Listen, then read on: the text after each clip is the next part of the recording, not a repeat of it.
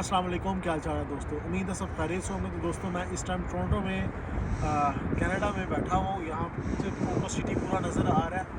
देखें दोस्तों, मैं अगर यहाँ पे हूँ ना तो मेरी जगह आप भी यहाँ पे हो सकते थे।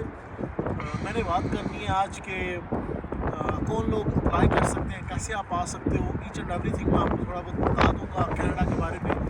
सबसे बड़ा इशू बला क्या आता है, हम गल्फ़ में रहने वाले जितने भी भाई हजरात हैं बाहर वाले, दो तीन चीज़ों का इशू आता है। नंबर 1 एनओसी नहीं मिलता, नंबर 2 बैंक स्टेटमेंट का इशू है, और वीज़ा डेजिग्नेशन लो होते हैं, कंपनी इजाज़त नहीं देती है। ये मेन इश्यूज़ हैं। तो इस सूरत में किया क्या जाए, किन ममालिक में वीज़ा अप्लाई किया जाए कि हमारा वीज़ा लग भी जाए।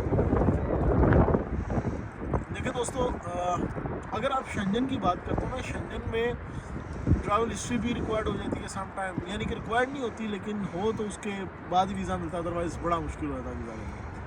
बैंक स्टेटमेंट भी चाहिए होती है, एनओसी भी चाहिए होता है। उसके बाद जो सऊदीया वाले हैं उनको एनओसी के साथ साथ उसको चैम्बर भी करवाना पड़ता है। फिर एंट्री एग्जिट छुट्टी का पेपर भी चाहिए होता है। इसके अलावा जी अरबाब का अगर किसी का साइक ख़ास वीज़ा हो तो फिर अप्लाई नहीं कर सकता, अरबाब करेगा तो फिर जाना, अदरवाइज़ जाना नहीं।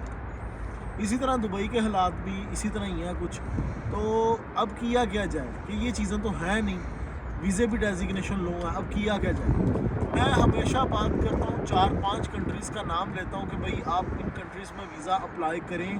तो इनमें ना ये चीज़ें रिक्वायर्ड नहीं होती हैं, अगर होती भी हैं माइनर सी होती है, इतनी ज़्यादा चीज़ें नहीं देखी जाती हैं। अमेरिका, कनाडा, ऑस्ट्रेलिया, न्यूजीलैंड, इस तरह के मैं नाम लेता हूँ। यहाँ पे बात होगी कि ये इतने इतने बड़े कंट्रीज़ हैं, भाई इनका आप कैसे कह रहे हैं। अमेरिका की जहाँ तक बात करूँ, कुछ भी नहीं चाहिए, पासपोर्ट हो, एम्बेसी में जाओ, इंटरव्यू दो, वीज़ा ले लो। बाकी कंट्रीज़ में मैं बात नहीं करता हूँ। तो मैं जिस कंट्री में इस टाइम बैठा हुआ हूँ ना, कनाडा की, इसी की बात करूँ।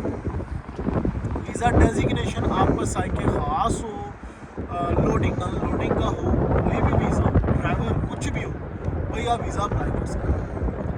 कैसे, आपकी कंपनी से कोई चीज़ रिक्वायर्ड भी नहीं है। जो कंपनी से चीज़ें रिक्वायर्ड होती है ना, कनाडा की अच्छी बात यह है कि वो सारी एडिशनल हैं, फॉर्मेलिटीज़ हैं। अगर हो लगा दें साथ में, अगर नहीं है तो कुछ चाहिए ही नहीं है। आप सिंपल पासपोर्ट कॉपी, आपके आईडी कार्ड कॉपी, अकामा कॉपी या एमरेट्स आईडी या इस तरह कोई भी आईडी कार्ड है ना, इनको अपलोड करोगे। अब जहाँ तक तीसरी बार आती है कि जी बैंक स्टेटमेंट आपके पास है, मुझे ना आपने पोर्टल निकालना है और वहाँ पे निकाल के दिखाना है। कहाँ पे बैंक स्टेटमेंट की ऑप्शन होती है? होती नहीं कहीं पे भाई। बैंक स्टेटमेंट है, आप अपलोड कर दें फाइनेंशियल डॉक्यूमेंट्स में, अगर नहीं है तो उसकी जगह पे आप अदर डॉक्यूमेंट्स अपलोड कर सकते हो, लाइक सैलरी स्लिप्स लगा सकते हो। कुछ अगर प्रॉपर्टी के डॉक्यूमेंट्स हैं तो वो अपलोड करना चाहो वो कर सकते हो। कुछ भी फाइनेंशियल में जो आप चीज़ें समझते हो, गाड़ी के कुछ भी जो भी आपके माइंड में है भाई, वो आप वहाँ पे अपलोडिंग कर सकते हो। और उसके बाद जहाँ तक एनओसी की बात आती है, किसी जगह पे ऑप्शन नहीं है भाई, कहीं पे भी ऑप्शन नहीं लिखी होती। हाँ, एडिशनल डॉक्यूमेंट्स होते हैं। एडिशनल डॉक्यूमेंट्स का मतलब होता है कि आप कुछ भी अपलोड करना चाहो ना, कर सकते हो। लाइक वहाँ पे आप अपने ट्रैवल हिस्ट्री अपलोड करना चाहो वो कर सकते हो, एनओसी अपलोड करना चाहो वो कर सकते हो। उसके अलावा जो जो डॉक्यूमेंट्स आप समझते हो कि यार मुझे लगाना चाहिए वीज़ा हासिल करने के लिए, वहाँ पर वो चीज़ें अपलोड होती हैं। तो उसके बाद फ़ीस जमा होती है और फिर फिंगर्स होते हैं। फिंगर्स के बाद आपने रिज़ल्ट का वेट करना होता है और फिर रिज़ल्ट आता है। अब मुझे एक चीज़ बताऊँ, आपके जो सर्कल में बहुत सारे लोग होंगे जो कनाडा आ गए, कुछ भी नहीं था उनके पास, वही कैसे आ गए? अप्लाई कर लिया था उन्होंने अच्छे टाइम पे, चेक लग गया, वीज़ा लग गया, आ गए। बहुत सारे लोग होंगे, बांग्लादेशी, नेपाली, पाकिस्तानी, इंडियन, अफ़गानी, बहुत सारे भाई होंगे आपके सर्कल में, दोस्त यार होंगे। मसला क्या, उन्होंने अप्लाई कर लिया और वो आगे, आपने अप्लाई नहीं किया। आप बस ये देखते रहे कि पहले वो जाएगा, उसके बाद मैं करूँगा, फिर मैं जाऊँगा। इस चक्कर में जो है ना, जब वो वीज़े लग रहे होते हैं ना, तो दूसरे लोग चले जाते हैं। आप सारी ज़िंदगी के लिए अपने आप को लगवा देते हो। आप अपनी किस्मत दूसरों के ऊपर छोड़ देते हो कि पहले उसका वीज़ा लगेगा तो फिर मैं अपना लगवाऊँगा।